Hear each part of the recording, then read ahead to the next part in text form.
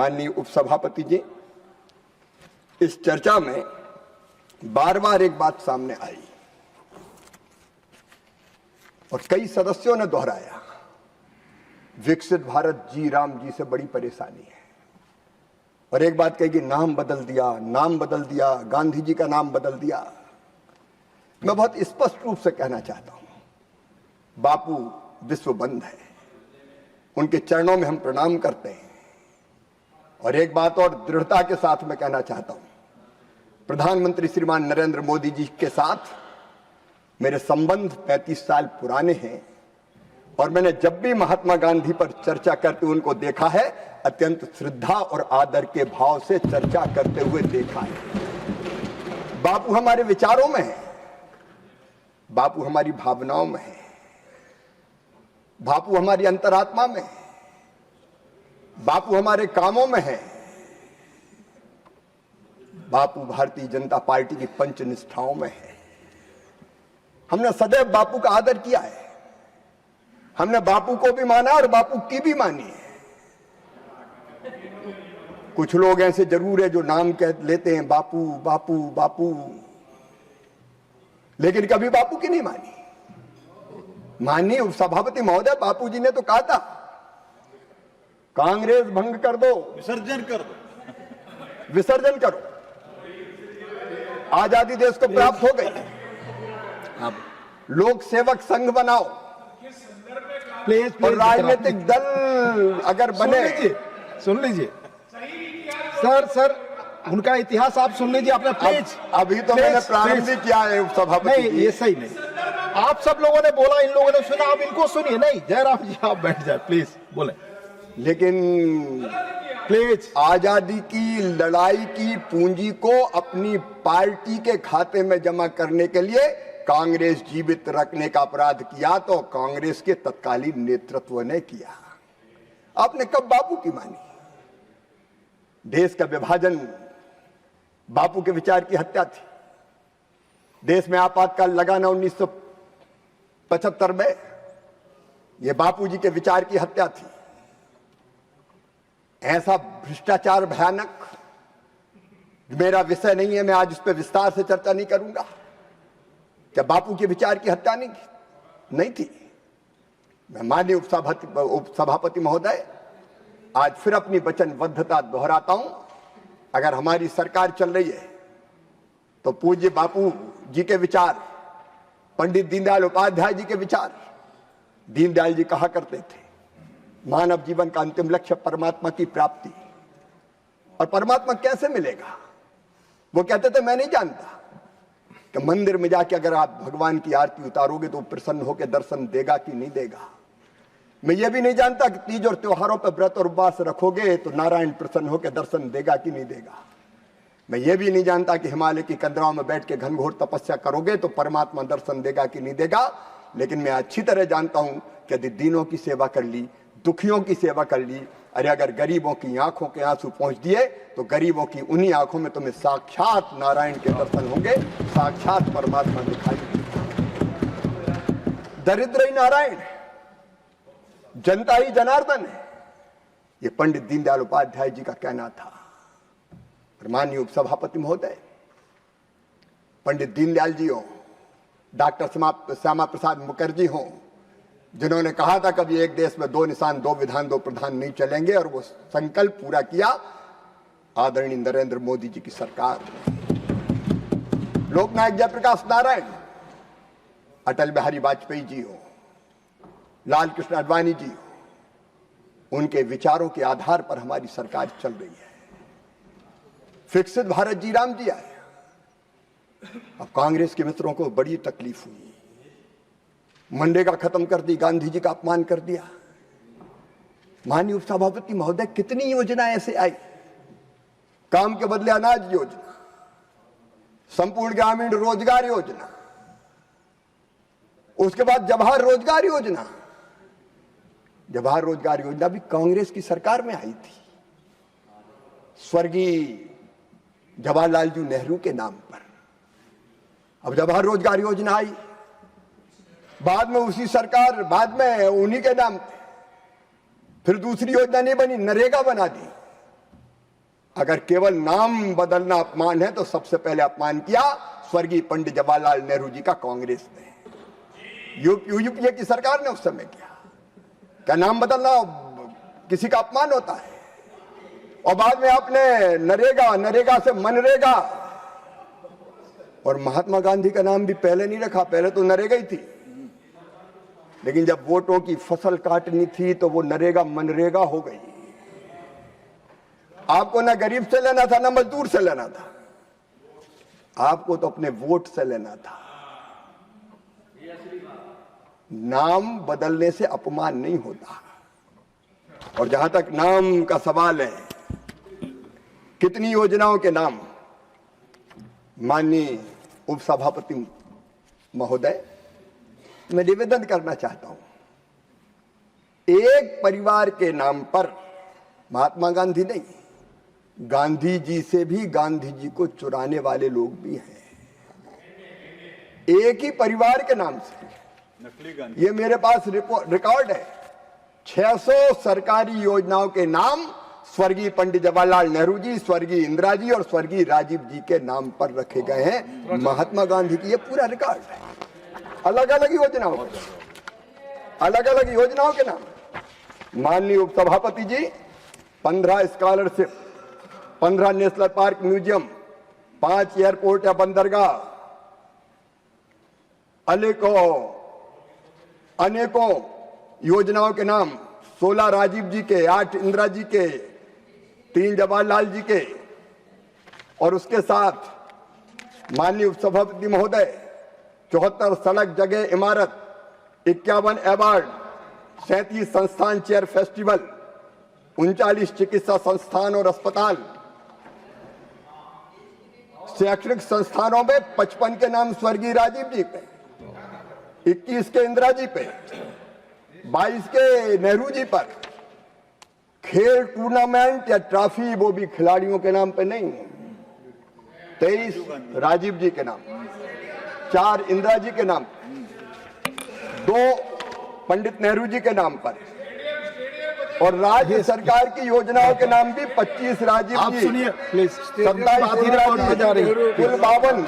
अगर आप कहें तो उन योजनाओं के नाम मैं पढ़ देता हूं। कहां बापूजी में श्रद्धा थी, आपने तो एक खानदान के नाम पर नाम रखे। और हम अगर एक योजना का नाम विकसित भारत जी राम जी कर दें तो आपको तकलीफ हो जाए। आखिर राम के नाम में क्या आपत्ति है? माननीय उपसभापति जी, जैसे ही मनरेगा के जगह दूसरी योजनाओं विकसित भारत जी राम जी की बात आई, तूफान खड़ा हो गया। कांग्रेस ऐसा लगा कि भूचाल ला देगी, संग्राम होगा, संग्राम नहीं महासंग्राम, याचना नहीं अवरण होगा, संग्राम महाभीषण होगा। माननीय उपसभापति महोदय, मैं भी डर गया कि शिवराज पता नहीं क्या होने वाला है, धरती हिलेगी कि आसमान फटेगा। और एक फोटो देख के मैं और भी घबरा गया। महासंग्राम करते 2 महामजदूर, 2 महामजदूर, सर पर गमछा, कंधे पे कुदाल। पॉइंट ऑफ ऑर्डर बता। चलो क्या पॉइंट है? किस रूल के तहत माननीय शक्ति सिंह गोहिल रूल नंबर 238 इसलिए कि हाउस में बोलते वक्त मेंबर कोई तस्वीर नहीं दिखा सका था। मंत्री जी खुद तस्वीरें दिखाते हैं, वो कैसे चलेगा? हम भी दिखाएंगे, हम भी दिखाएंगे। माननीय मंत्री जी, अरे 2 मनरेगा के आपके माननीय कितना बार पॉइंट माननीय प्रमोद जी, मैं माननीय मंत्री जी से अपने ज्ञान के लिए एक बात जानना चाहता हूं कि जो शहीद हो जाते हैं, जो इस दुनिया में नहीं रहते, बड़े लोग होते हैं, उनके नाम पर तो योजनाएं भी हैं। 600 भी होनी चाहिए। और प्लीज गांधी जी के कितने रखा? एक मिनट गांधी जी के कितने रखा? वल्लभ भाई पटेल जी के एक मिनट, रखा? सुभाष बाबू जी का नहीं ये बहस सरक जा रही है। माननीय प्रमोद जी, अब खत्म करो, ठीक। नहीं नहीं, बहस दूसरी तरफ नहीं जाएगी, आप अपनी बात रखिए, माननीय मंत्री जी को बुलाएंगे। अच्छा कि आपने डांट के बैठा ठीक, दिया। Thank you. डांट माननीय के मंत्री जी, बैठाना ठीक किया। माननीय मंत्री जी, मानी मेरी बात हो गई, होने आपकी दी। बात पूरी हो गई। नहीं आई, हो गई। वो बीच में आगे, इसलिए मैं नहीं कह पाया। नहीं तो मैं फिर आपको प्लीज हाँ। जल्दी खत्म करिए, जल्दी मैं खत्म। सिर्फ ये कहना चाहता हूं शॉर्ट में, संक्षेप में, कि जो इस देश के महान विभूतियां होती दुनिया में नहीं रहती, उनको स्मरण करते हुए उनके नाम पे योजनाएं चलती हैं। ये जो स्टेडियम का नाम अहमदाबाद में धन्यवाद, बदला धन्यवाद। गया है, nothing is going on record now. GVTech के नाम पे। यस, माननीय पार्लियामेंट ये टॉपिक का विषय से बाहर आकर के- Pramod ji please take your मैं क्लियर करता हूं, क्योंकि यस मैं ये क्लियर करना चाहता हूं, जयराम जी भी कांग्रेस के लोग बार बार ये मुद्दा उठाते रहते हैं। इस देश में सरकारी, जो माननीय शिवराज सिंह जी ने कहा, सरकारी कार्यक्रम, सरकारी जगह, सरकारी रोड, सरकारी मकान, ये जितना भी सरकारी चीज है, चाहे स्टेडियम हो चाहे कोई भी हो, सरकारी चीज को आप लोगों ने एक परिवार का नाम में पूरा रखा। जो लिस्ट शिवराज जी ने बताया वो भी पूरा लिस्ट अभी तक दिया नहीं है। एक जो बार बार आप लोग जिक्र करता है, वो भारत सरकार का पैसा से कोई लेना देना नहीं है, सरकार का कोई कार्यक्रम नहीं है। एक गुजरात का अपना एक निजी है, एसोसिएशन है, वो सरकारी संस्था नहीं है। वो अपने आप से एक स्टेडियम बनाया, उस पे ये टूट पड़ते हैं। ये तो पूरा सरकारी पैसा, सरकारी संस्था, सारे सरकार कार्यक्रम को ही एक परिवार के नाम में पूरा झोंक दिया है इन लोगों ने।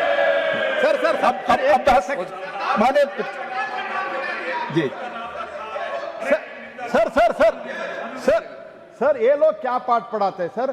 स्वयं जब इंदिरा गांधी जी, नेहरू जी, राजीव जी जीवित थे तब इनको भारत रत्न अपने आप को पहना है। क्या बात प्लीज करते प्लीज हैं? माननीय जोशी जी, अब आप बोले, बोलिए जी, प्लीज। मैं हर एक महापुरुष की गरिमा का सम्मान करता हूं और मैंने हर एक नाम पूरे सम्मान और आदर के साथ लिए हैं, ये मेरा स्वभाव है।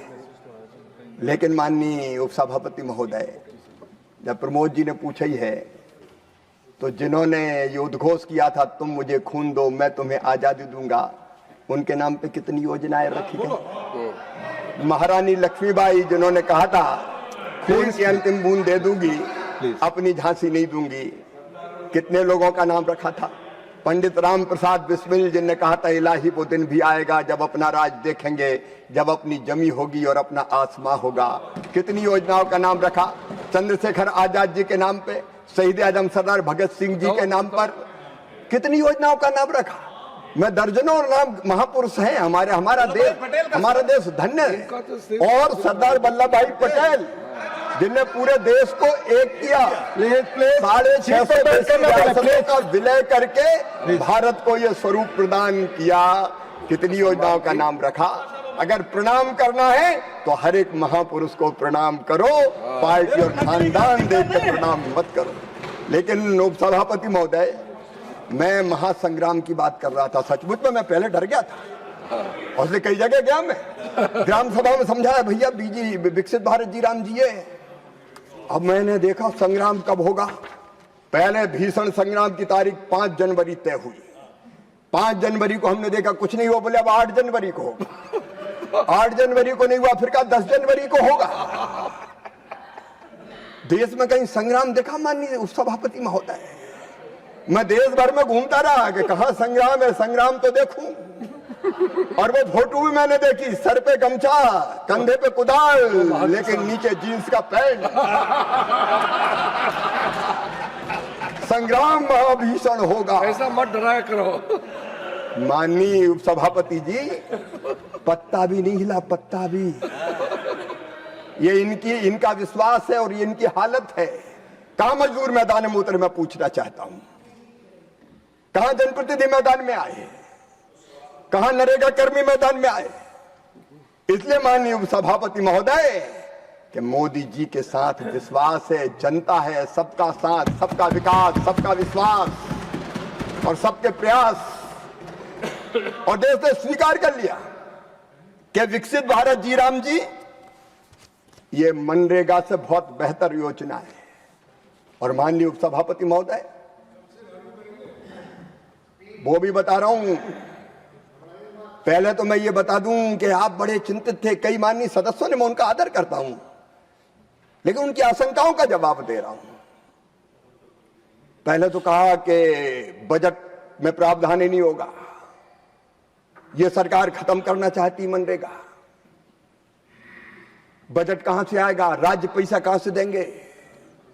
माननीय उपसभापति महोदय, मुझे गर्व है अपने नेतृत्व पर, प्रधानमंत्री श्रीमान नरेंद्र मोदी जी पर, और मैं वित्त मंत्री जी को हृदय से धन्यवाद देता हूं। पहली बार 95,692 करोड़ रुपए का प्रावधान, जो केवल केंद्र का हिस्सा है, केंद्रीय बजट में यहां किया गया।